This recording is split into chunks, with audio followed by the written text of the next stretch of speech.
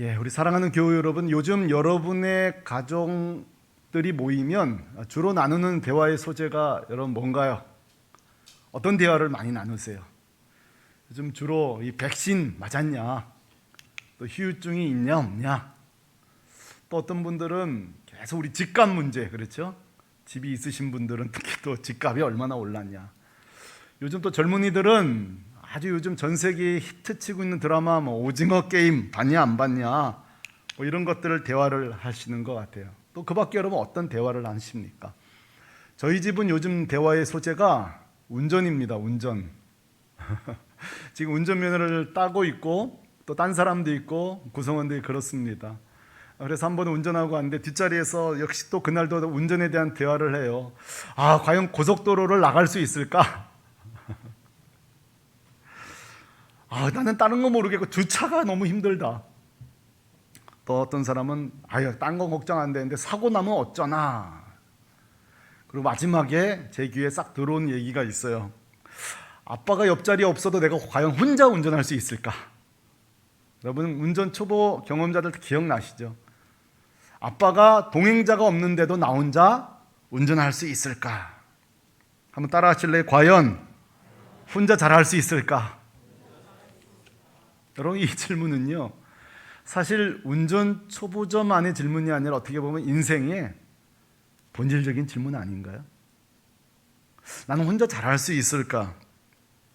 여러분 9살짜리 아이가 더 이상 뒤에서 손을 잡아주지 않는 자전거를 혼자 타는 그날 이 본질적인 질문을 합니다. 오늘 과연 혼자 잘할 수 있을까?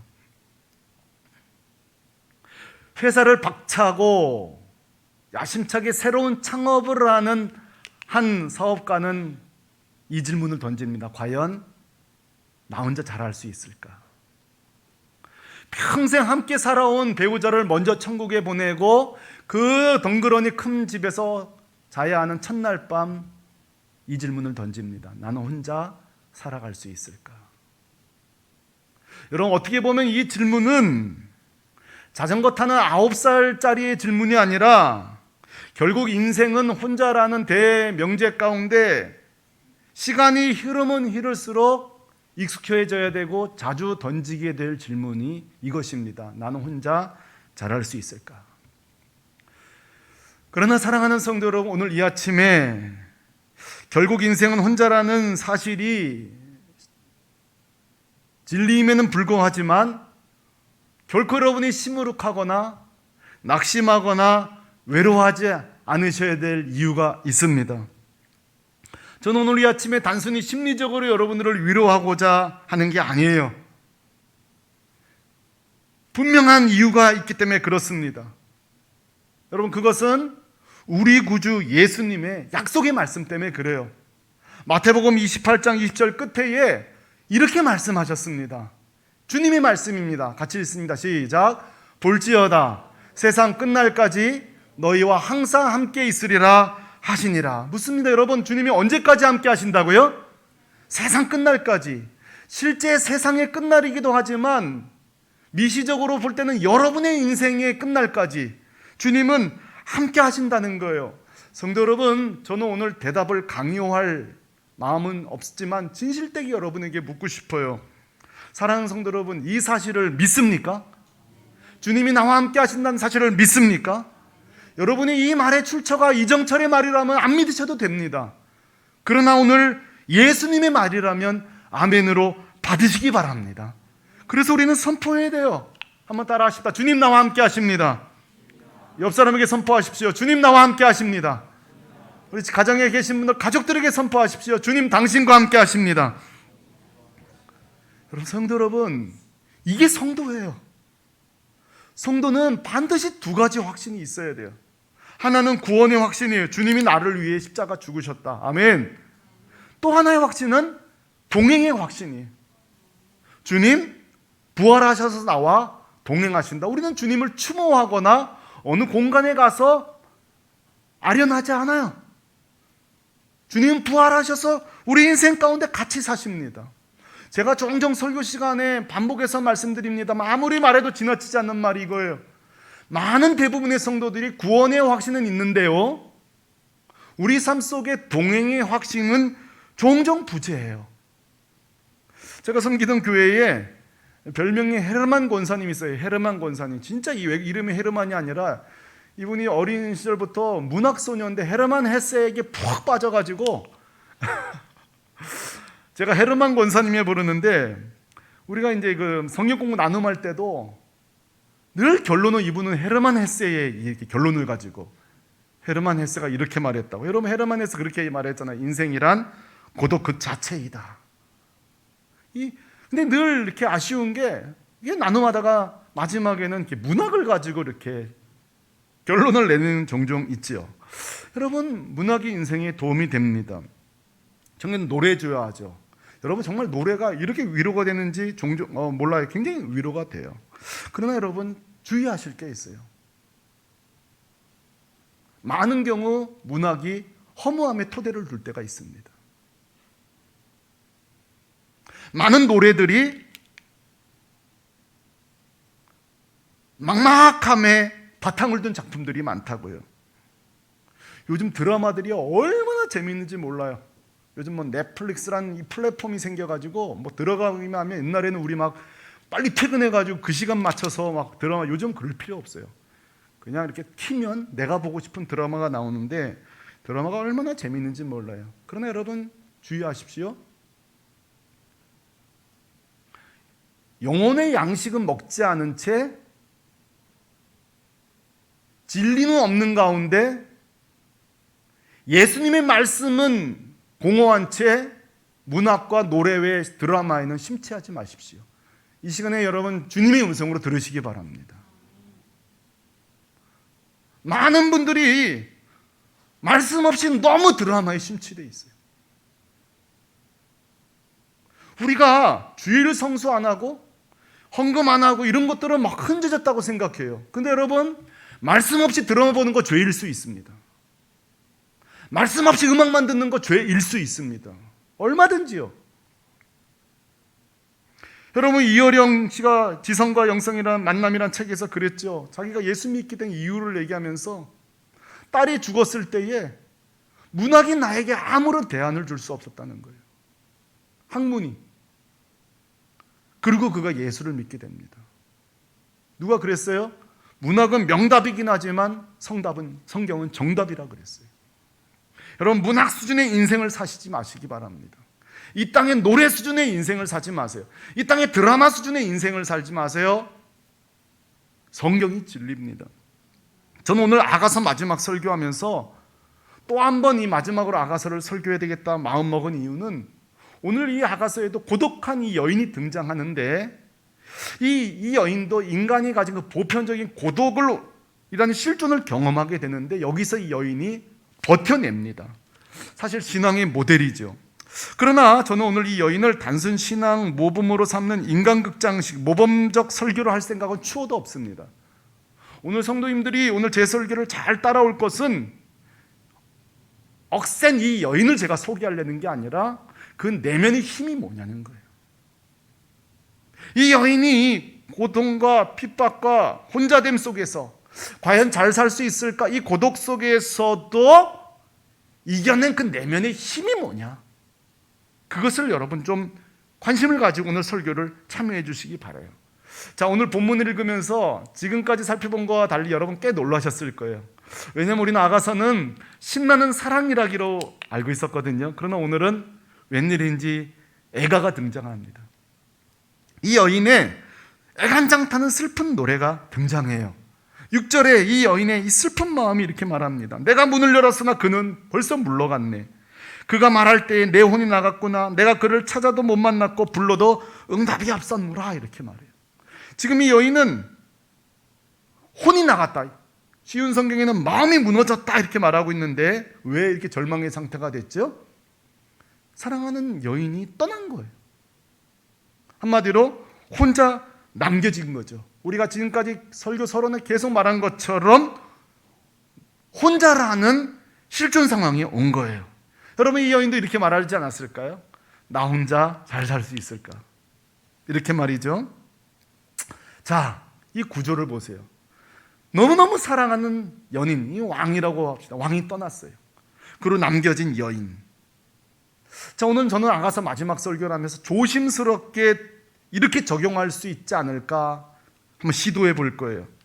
오늘 떠난 왕과 남겨진 여인은 어쩌면 부활하신 주님 이후에 다시 오실 주님을 기다리고 남겨진 제자들의 모습일 수 있겠다. 또는 우리에게 적용한다면 2000년째 재림이 지연되고 있는 상황 속에서도 여전히 주님을 사랑하고 기다려야 되는 종말을 살아가는 우리들의 모습으로 적용할 수 있겠다. 또는 요즘 주님의 사랑을 놓쳐버리고 살아가는 성도로도 적용할 수 있겠다.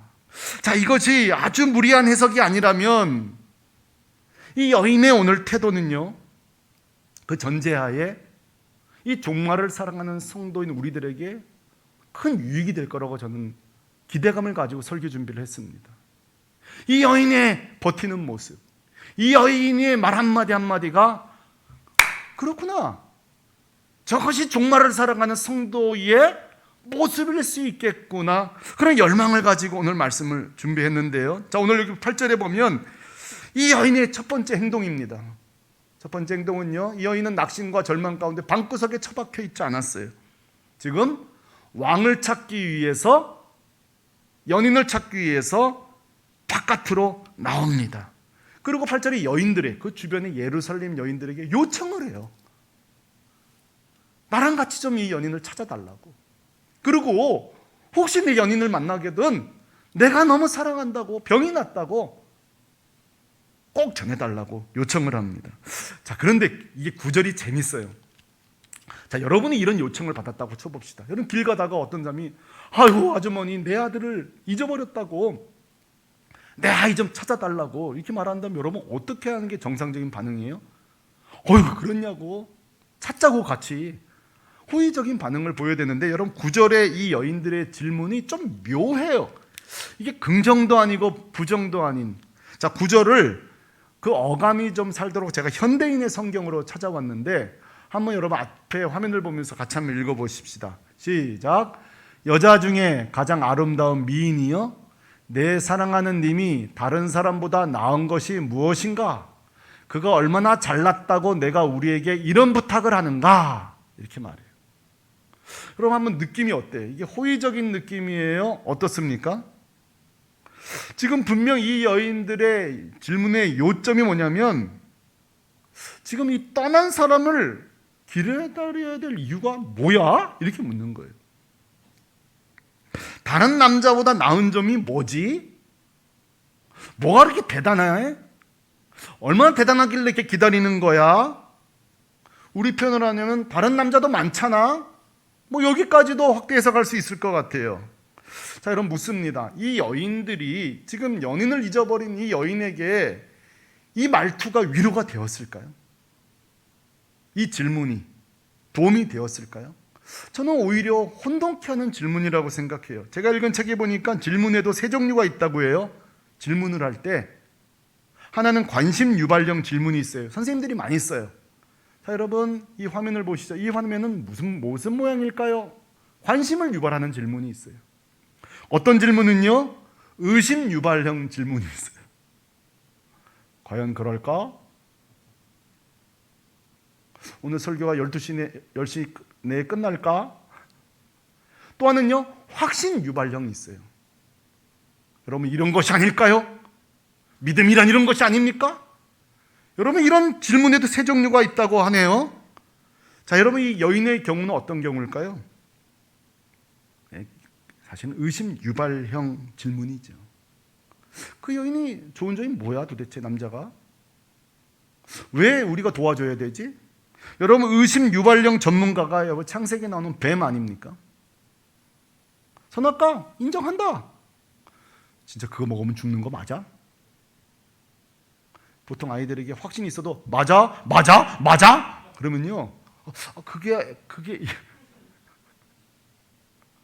여러분요, 뱀은요 계속 우리 말씀을 가지고 말씀을 변절시킨 게 아니라 우리의 확신을 변절시키는 거예요. 맞아? 주님 다시 오시냐고? 확신해? 구원 받았어? 언제? 몇 시? 며칠? 계속 우리에게 의심 유발형이에요. 여러분들 이게요, 성경에 의심 유발령자들이 굉장히 많이 등장하더라고요. 여러분 구약시대 모세가 시내산에 40일 동안 부재하잖아요. 모세가 없어요.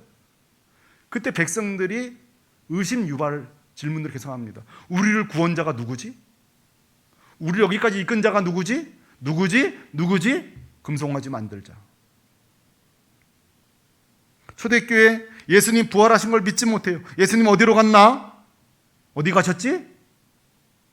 진짜 오시는 거 맞아? 우리 유대교로 돌아가자. 오늘 우리 시대에 우리 청년들 신앙생활 진짜 힘들어요. 저는 제일 요즘 최근 재밌게 들은 제 질문이 있어요. 목사님, 뭐 이렇게 주일 예배 한 달에 4번이나 드리세요? 한 번만 드리면 되지. 굉장히 또 은혜가 되더라고. 그럴 수도 있겠다. 그렇잖아요. 이렇게 영화도 우리 한 달에 한 번 정도 가는데 뭔 4번이나 드리세요? 아주 창의적인 질문이긴 하나 우리의 신앙을, 근데 여러분 청년들 이렇게 질문해요. 왜 그렇게 하니까 자기가 절을 한 달에 한 번 가거든요. 2달에 한 번. 그러니까 교회도 그런 줄 아는 거예요. 그렇잖아요, 여러분. 여러분 이 주일 예배 매주 뭐하러 드려? 꼭 예수만 믿어야 돼? 예수 내려놔. 다운주의로 촉구합니다. 여러분 오늘 이 땅에는요, 수많은 의심 유발자들이 있습니다. 이 여인들 마찬가지요. 제가 여러분 숙제를 좀 내드려요. 우리 젊은 사역자들 계신데요, 정말 우리 대학 청년부에서 기도해 주십시오.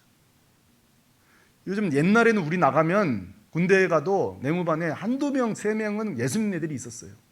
요즘 대학과에 들어가면 예수 믿는 애가 한 명도 없대요. 대학생 요즘 모든 모임이라고 해서 그룹을이라는데 전부 다 주일날 하자는 거야. 아무도 예수 안 믿으니까. 내가 교회 가야 되면 민폐를 끼치는 거예요. 지금 여러분 갈수록 우리 청년들이 예수 믿는 정체성으로 살기가 너무 힘들어요. 나 교회 가야 돼 그러면 광신자로 봐요. 여러분 숙제는 그것입니다. 우리 청년들을 위해서 기도 많이 해 주십시오. 우리 젊은이들을 위해서 기도 많이 해 주십시오. 그리고 여러분 우리 젊은이들에게 제가 촉구합니다. 여러분 이 땅에 그럴싸한 논리에 절대 속지 마시기 바랍니다. 다시 한번요, 예수 밖으로 한 발자국도 나가지 마십시오. 부탁합니다. 예수님 밖으로 한 발자국 나가지 마십시오. 동작 그만 그 안에 계십시오. 쉽지 않을 거예요. 이 여인이요, 지금 쉽지가 않아요. 아무도 그래 찾을 수 있을 거야, 만날 수 있을 거야, 그런 사람이 아무도 없어요. 오늘 이 여인은요, 오늘 성도들이에요. 이 땅을 살아가는, 종말을 살아가는 성도들이에요. 그런데 재밌는 거는요, 이 다수의 여인들의 의심의 홍수 속에 이 여인이 오늘 떠내려가질 않습니다. 그리고 오히려 10절부터 16절까지 당당하게 왜 그 남자를 기다리냐고 물었지? 그리고 소개하기 시작합니다. 16절까지 다 읽지 않고요, 4구절만 제가 읽어드릴게요. 10절, 11절, 12절, 14절. 자기가 사랑하는 연인의 머리끝부터 발끝까지 자랑하기 시작합니다. 10절, 내 사랑하는 자는 희고도 불고 많은 사람들 가운데 뛰어나구나. 알겠어? 내 연인의 머리는 순금 같고 머리털은 꼬불꼬불하고 까마귀같이 검구나. 알겠냐고? 12절, 눈은 시냇가의 비둘기 같은데 우유로 씻은 듯하고 아름답게 박혔구나. 시비 걸지 마. 14절, 손은 황옥을 물린 황금놀이 같고 몸은 아로 새긴 상아에 청옥을 입힌 듯하구나. 이 의심시키고 의심을 유발시키는 자들을 향하여 쫄거나 위축되지 않아요. 이 여인의 대응법은 뭔지 알아요? 자신의 사랑의 확신을 선포하는 거예요. 누가 이럴 수 있을까요? 이 사랑을 받은 자가 이렇게 할 수 있는 거예요. 이 사랑을 경험한 자가, 저는 확신해요. 이 여인이 정말 이 연인의 사랑으로 충만하구나. 여러분 오늘 성도의 대응법이 뭘까요? 주님의 재림의 지연을 조롱하고, 신앙생활을 조롱하고, 예배드리는 거 조롱하고, 우리 청년들을 몹시 신앙생활을 경멸하고, 우리가 버틸 힘이 하나밖에 없어요. 내 안에 내가 믿는 구주 예수 그리스도에 대한 확신이에요. 이거밖에 없어요. 여러분, 내 안에 점검해 보십시오. 내 주변에 나를 조롱하는 자가 수만 순천이 있어도요, 필요 없어요. 나만 확신이 있으면 되는 거예요. 우리의 확신이 무엇입니까? 그것은 하나님의 사랑이에요. 여러분, 하나님이 우리에게 뭘 주셨습니까? 하나님 우리에게 주신 게 고작 돈, 건강, 아파트가 전부라면 하나님 여러분 떠나셔도 됩니다. 그러나 하나님 우리에게 주신 거는요, 하나밖에 없는 아들 전부를 주셨습니다. 저는 오래전에 희한한 꿈을 꿨어요. 꿈속에 강도가 들었는데요, 저한테 가진 것 다 내놔라 그러고 제가 그냥 그 꿈에서 깨어났어요. 제가 혼자 그 꿈을 더 연장해 봤어요. 이렇게 외쳤을 거예요. 다 가져가! 내 3남매만 놔두고. 2부 때는 제 아내도 늘 겁니다. 일단 2부 제 아내 없기 때문에 일단은 3남매. 2부 때는 여러분, 제가 강도한테 그럴 거예요. 내 거 다 가져가. 내 새끼들은 안 돼. 여러분, 강도한테 새끼까지 다 줄 사람들이 여러분 있습니까? 네, 여러분, 우리 하나님은요, 다 가져가. 내 아들도 다 가져가. 하나님 우리에게 주신 게 돈이라면, 건강 정도라면 여러분, 우리 잊으셔도 돼요. 변질되셔도 돼요. 그러나 하나님 우리에게 주신 거는요, 하나밖에 없는 아들 예수예요. 전부를 주셨어요. 이것이 우리의 사랑이에요. 우리가 이것이 하나님 사랑에서 한 발자국도 물러서면 안 되는 이유가 여기에 있는 거예요. 그래서 베드로전 3장 15절, 베드로전서는 이 종말의 때, 종말이 지연된 것 때문에 괴로워하는 성도들을 향해 베드로가 쓴 서신 아닙니까? 베드로가 뭐라고 말해요? 너희 속에 있는 소망에 관한 이유를 묻는 자들에게 항상 대답할 것을 준비해라. 사랑하는 성도 여러분, 묻습니다. 시대가 어려운 게 아니라 하나님의 사랑에 확신이 없는 우리가 문제인 거예요. 오늘 이 아침에 다시 한번 그리스도의 사랑, 아버지의 사랑이 여러분 안에 자리 잡게 되기를 소망합니다. 오늘 이 여인은요, 그 정도로 끝나는 게 아니에요. 적극적으로 선포합니다. 16절이에요. 여러분, 16절 우리 같이 한번 읽어봐요. 시작. 그 전체가 사랑스구나. 예루살렘 딸들아, 이는 내 사랑하는 자여 나의 친구로다. 단순히 디펜스만 한 게 아니에요. 방어만 한 게 아니에요. 오히려 적극적으로 선포하면서, 봤지? 내 연인은 전체가 아름다워. 예루살렘 딸들아, 내 사랑하는 자야. 내 친구야. 여러분, 이 작은 여인의 위대함을 보십시오. 재밌는 거는요, 이 대화의 출발은 조롱으로 시작됐어요. 다소 의심유발. 근데요, 보세요. 이 여인은요, 적극적인 선포의 기회로 삼습니다. 여러분, 이게 재밌는 이유는 우리가 이거 적극적으로 우리에게 적용할 수 있어요. 요즘 우리에게 세상이 기독교를 멸하고 조롱할 때에 우리는 오히려 선포의 기회로 삼으셔야 돼요. 고마운 거예요. 문제 제기를 해준 거잖아요.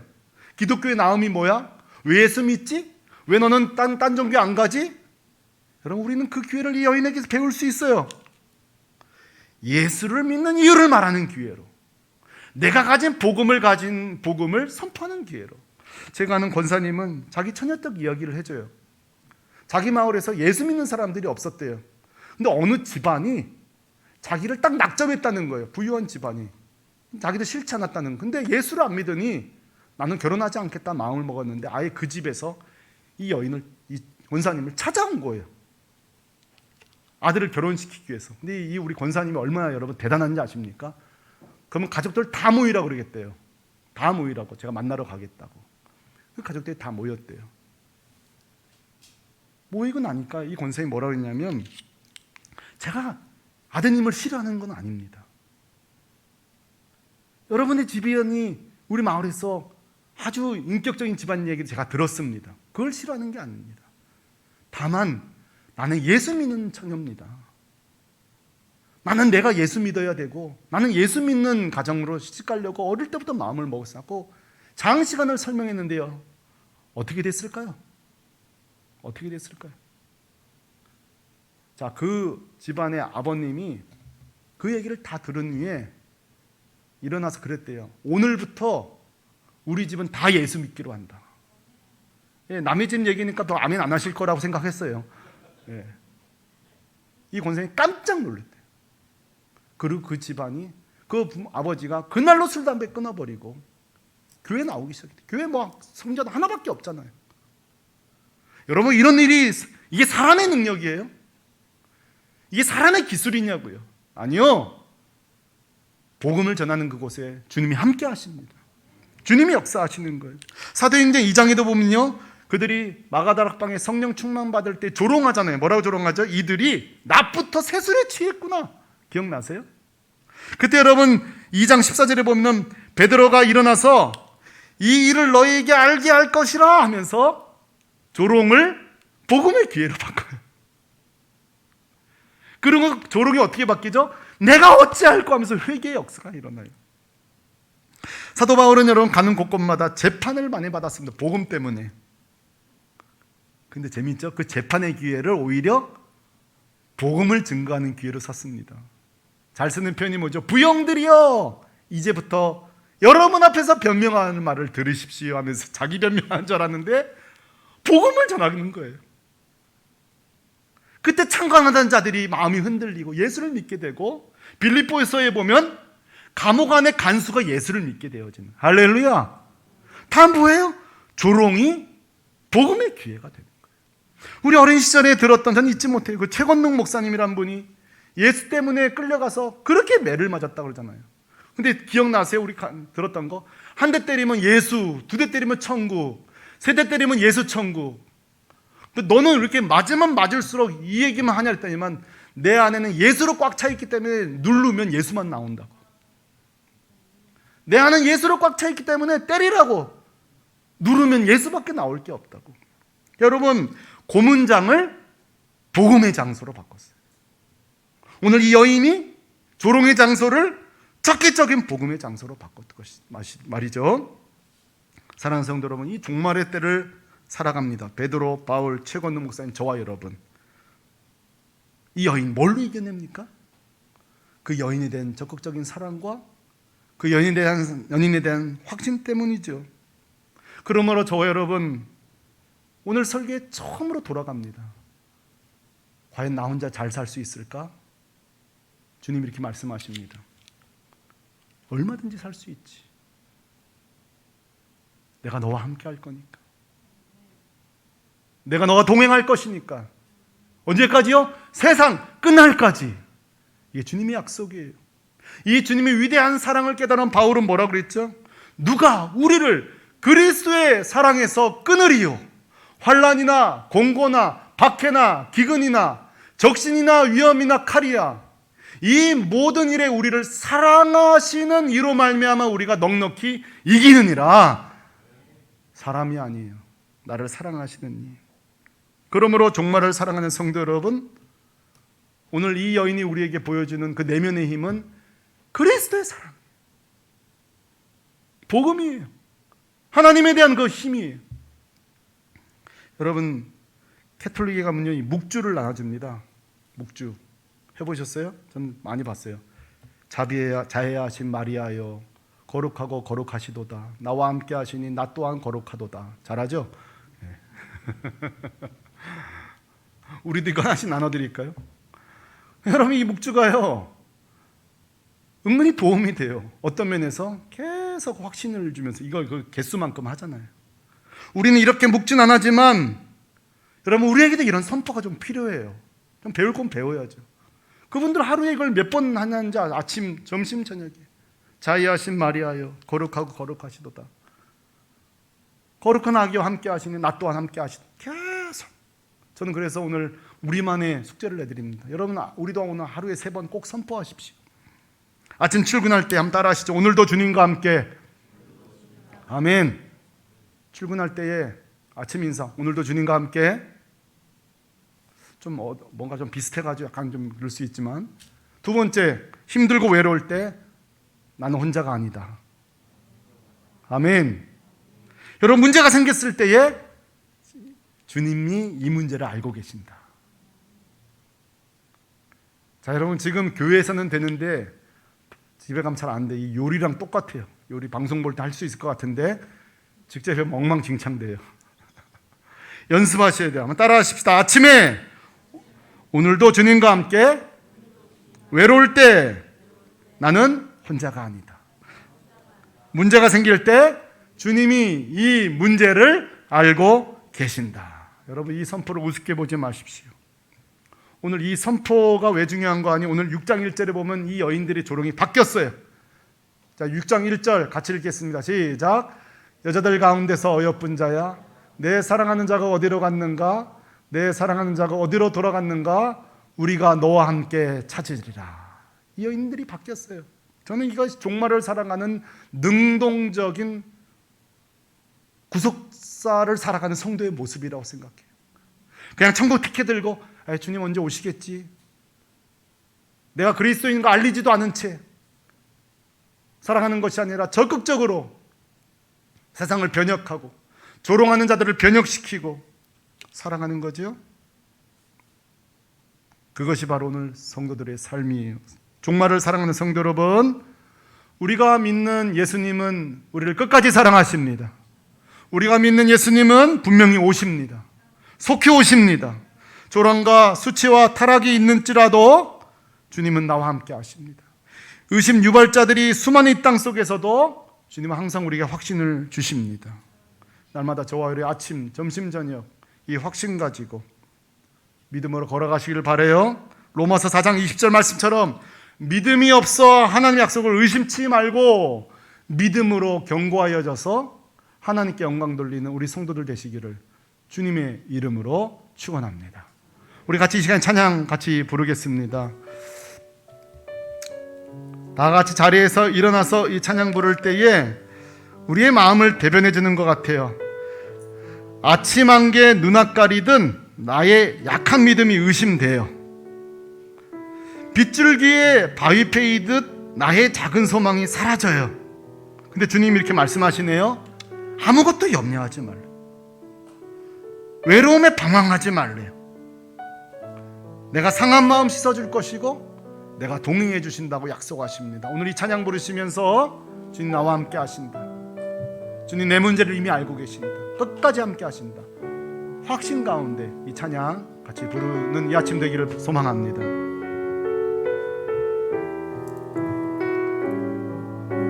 아침 안개 눈앞 가리듯 아침 안개 눈앞 가리듯 나의 약한 믿음 의심 쌓일 때 여러분 그렇습니다. 우리의 속마음이에요.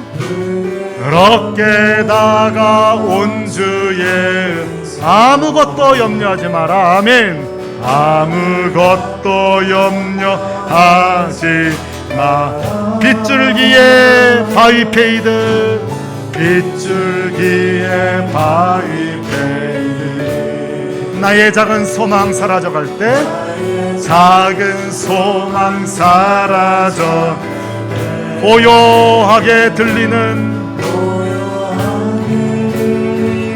주의 내가 너를 사랑하노라. 아멘. 내가 너를 사랑하노라. 우리 확신 가지고 찬양합니다. 외로움과 방황 속에서 주님 앞에 나아갈 때에 위로하시는 주님 아멘. 나를 도우사 나의 마음 감싸주시네. 십자가에 보혈로서 주의 크신 사랑 알게 하사 주님께 감사하리라. 주님께 감사하리라. 언제나 주님께 감사. 우리 사랑하는 성도들 이제 같이 한번 기도할 때에 참 나이 들면요 별 수 없어요. 자식도 떠나고 배우자도 떠나고 또 있어도 결국은 신앙은 인생은 혼자예요. 근데요, 얼마나 위로가 됩니까? 우리 하나님이 가끔 찾아오시는 것도 아니고 우리 주님이 우리가 요청해야만 찾아오는 것이 아니라 이렇게 말씀하세요. 나는 너를 한 번도 떠난 적이 없다. 항상 함께 하신다고. 언제까지요? 세상 끝날까지. 성도 여러분, 요즘 참 이래저래 마음이 어려운 시기예요. 이제 붙드십시다. 나는 혼자가 아니다. 주님이 나와 함께 하신다. 나는 하나님의 사랑에서 한 발자국도 멀어지지 않으리라. 오늘 이 하나님의 사랑이 여러분에게 흔들리지 않기를 소망하며, 주님, 내가 이 십자가 사랑에서 한 발자국도 벗어나지 않게 하여 주옵소서. 감사와 간구의 기도를 하십시다. 기도하겠습니다. 할렐루야. 걸어가.